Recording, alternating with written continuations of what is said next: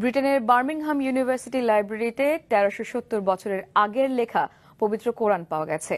Radio carbon পরীক্ষায় নিশ্চিত করা হয়েছে কোরআনটি লেখার সময় মহানবী হযরত মুহাম্মদ সাল্লাল্লাহু আলাইহি ওয়াসাল্লাম জীবিত ছিলেন। মোয়াজ্জেম হোসেনের ডেস্ক রিপোর্ট।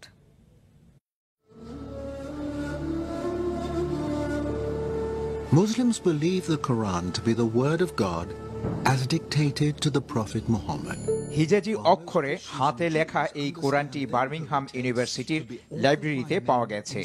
এটি লাইব্রেরির পুরনো গ্রন্থের সেকশনে, যেখানে মধ্যপ্রাচ্য বিষয়ক বিভিন্ন পুরনো গ্রন্থ ও দলিল রক্ষিত ছিল, সেখানে পাওয়া গেছে, যেটি তারা বলেন গত ১০০ বছরে তাদের কারো নজরে পড়েনি।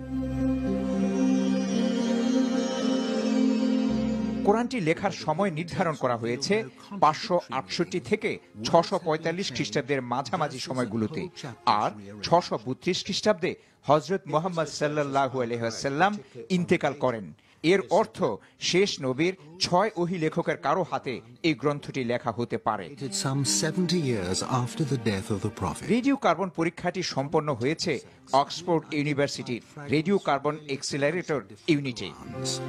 Comparisons between them and the standard Cairo text in use today are startling. এই কোরআন খলিফা উসমান রাদিয়াল্লাহু আনহু এর সময়ে ব্রিটেনে পৌঁছতে পারে বলে ধারণা করছেন বিশেষজ্ঞরা।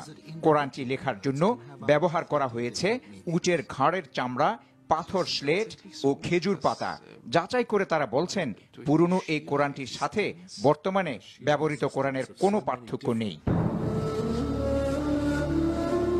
ইসলামের প্রথম যুগে লেখা এই কোরআন পাওয়ায় উচ্ছ্বাস ও গর্ব প্রকাশ করেছেন বিশ্ববিদ্যালয় কর্মকর্তারা। সর্বসাধারণের দেখার জন্য শিগগিরই কোরআনটি নিয়ে একটি প্রদর্শনীর ব্যবস্থা করবেন বলে জানান তারা। Moazzem Hossain, NTV international desk.